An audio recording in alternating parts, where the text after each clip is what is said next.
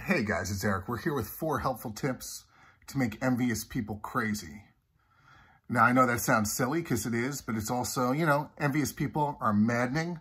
They get under our skin. It's nefarious. It's a problem. I'm not personally a big fan of vengeance. I usually don't think it works or is satisfying or pays off. But envious people, they're around. They're a problem. They hurt us. They have their own unregulated, unsorted, unprocessed issues that they're making a problem for us. So, it kind of helps to make them crazy. I want to make clear, these tips are not meant to be, I was going to say confrontational. I mean, they are inevitably confrontational because we're here to make them crazy. But these tips won't make drama. They're not going to cause a shitstorm. They're subtle. They're almost playful on a level. I think we're safe. We're not going to cause undue negative ripples in the universe. I'm going to give a little table of contents. I'm going to cite the 4 tips. Then I'm going to go into each one. And then you can get on your way, making the envious people in your life crazy. Number 1 is ignore. Number 2 is excel. Number 3 is change the topic. And number 4 is don't try to be impressive. Here we go. Number 1, ignore them. Sounds obvious, sounds easy. It might not be either. I am not good at ignoring people. My default interpersonal mode is usually niceness. It wasn't always. I think as a teenager, as a kid into teenage years, into 20s, it wasn't like I wasn't nice, but I was probably a little more guarded, trying to be cool. Then when I became more self-aware of that habit, I was like, I should be nicer, I should be warmer, kinder, more pro-social, keep the peace. And I am very high in agreeableness.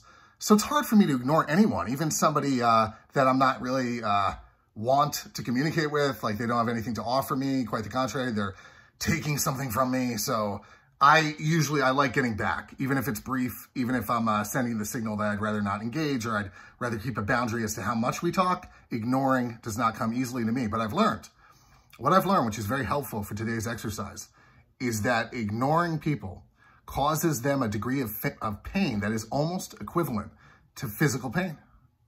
And I was so thrilled to hear that because when they're coming at you with that envious garbage, belittling you, invalidating you, picking apart your accomplishments, putting you down, taking the good things about you and making them less than good or indeed awful, whatever game they're playing, you have every right to cause them pain in turn.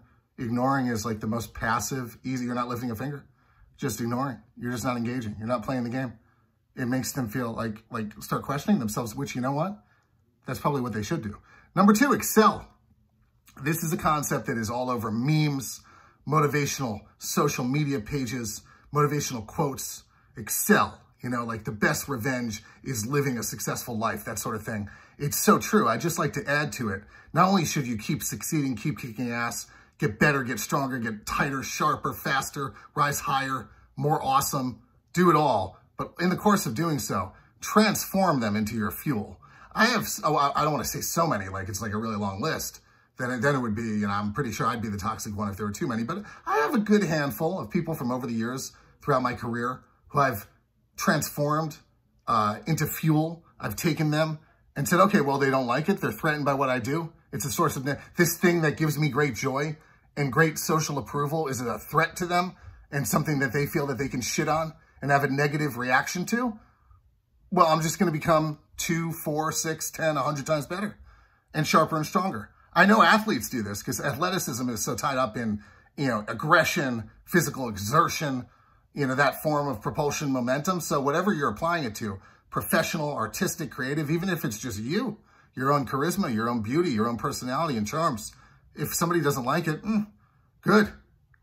A reason to amplify it. Now, as a side note, if everybody doesn't like it, if there's widespread social disapproval, like you're not even love it or hate it, it's just like nobody's picking up what you're putting down, that's different. That's probably not envy. That's a problem with you. But excel. Okay. Number 3, change the topic. The thing with you and envious people is when they're envying you, is you're the one who controls the conversation anyway. You own the narrative. They don't want you to realize that. Quite the contrary, they're going out of their way. They're tying themselves into knots to send out the message that they're not impressed with you, which is so toxic and nefarious and backwards. You can go cross-eyed. It's hard to keep up with. But the truth is, you're the one in charge. They're Holmes. I'm sorry. They're Watson. I'm not going to start this video over again now. It's been 5 minutes. They are Watson and you are Holmes. They're the supporting actor, you're the star. Of course, they're the star of their own narrative, but they're obsessing about you, fixated on you, talking about you like Holmes is talking about Watson.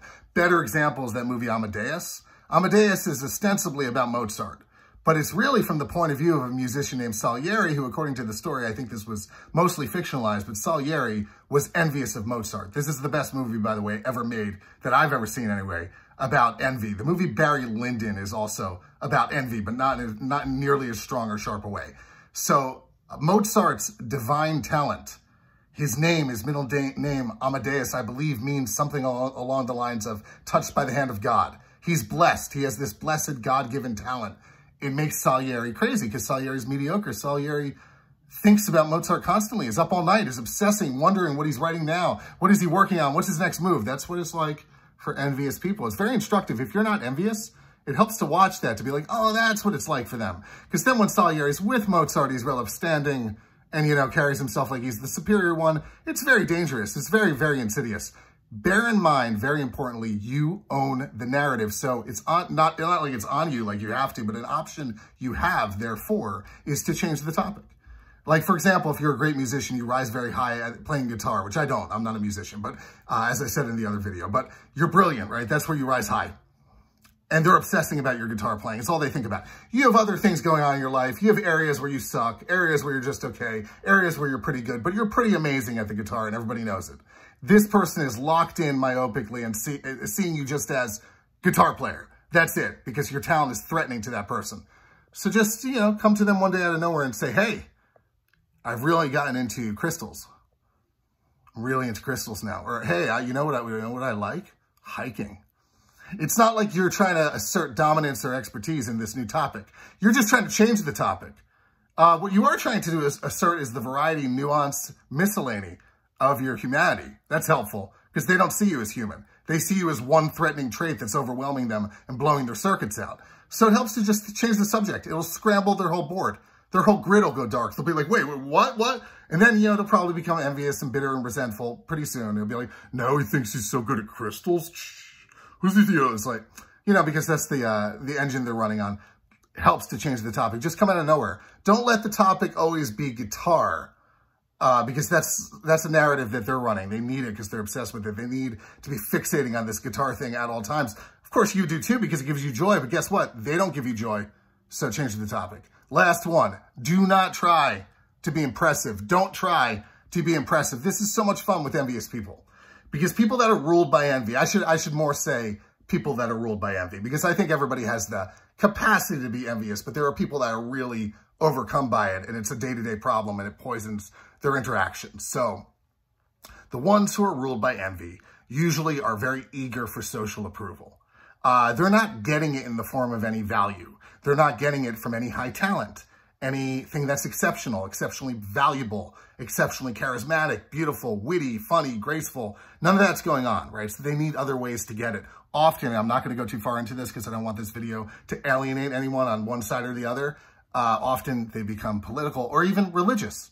They cling to sort of ideas that aren't their own to gain stature and standing in the community. I'm not saying that anybody who's political or religious is doing that because there are very personal, deep, substantive reasons to be those things. I'm saying envious people put all their chips on ideas and forms of identity that don't necessarily come from them, right? That's very tied up in getting approval in the community, social approval. Oftentimes their communications, their personas, their modes are very safe. They're non-controversial. They don't have the guts to be controversial and make waves. They couldn't handle it. They're desperate, thirsting, hungering for approval. Then they look at you and you're getting approval just from playing guitar. Not like you can be an asshole. It's not like that. But the truth is you don't have to bend yourself out of shape seeking approval because you're, whether it's guitar or whatever trait or combination of traits that makes you exceptional, that's already giving you float and grace and momentum and joy within the community. And it's giving joy to other people, so it's all working. They don't have that. So they're looking at you and like, oh no. And then, you know, they revert to their safe moves just to get any form of mediocre approval. They'll get it where they can take it. So to make them crazy, don't try and be impressive. That doesn't mean be an edgelord or be obnoxious or be cruel. Nothing like that. Just be informal. Be loose, be flawed, be open about your flaws. Did I make a mistake? What did I do a minute ago? I almost stopped. Oh yeah, I mixed up Watson and Holmes. I almost wanted to stop, but I was like, no, you know what? The truth is I'm a mess.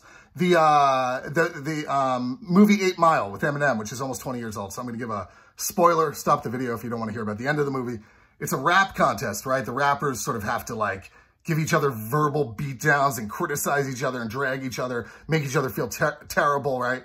And Eminem is getting, you know, so much shame and criticism from these other rappers, and they're tearing him to pieces, et cetera, et cetera. The way he gets over on them in the contest, the movie pulls out at the end, is he, when he raps and it's his turn, says every ugly, embarrassing, disgraceful, low thing about himself. I'm pretty sure he literally shows his ass while it's happening too. It's like, this is it. I'm raw. I'm open. I'm a raw nerve. I'm a mess. I'm flawed. I'm human. I'm mixed. I have good points, bad points. I'm not hiding from it. I'm not going to pretend. It makes envious people, or those ruled by envy, crazy, because they are pretending. They're pretending they don't care. They're pretending they're not impressed. They're pretending they're better than they are at things. They're pretending about a whole bunch of things. They're pretending that they know how to communicate and navigate and that they have competence and value, but they're really just playing a bunch of games. Character assassination, put downs, dragging people, bullying people, knocking you for what you're good at. It's very ugly. They deserve to be made crazy. One really good way to do so is don't try. Don't try and be impressive. Be informal. Be like, I don't know. Nah, I don't know. That's just me. Drives them crazy, which is a good thing to do.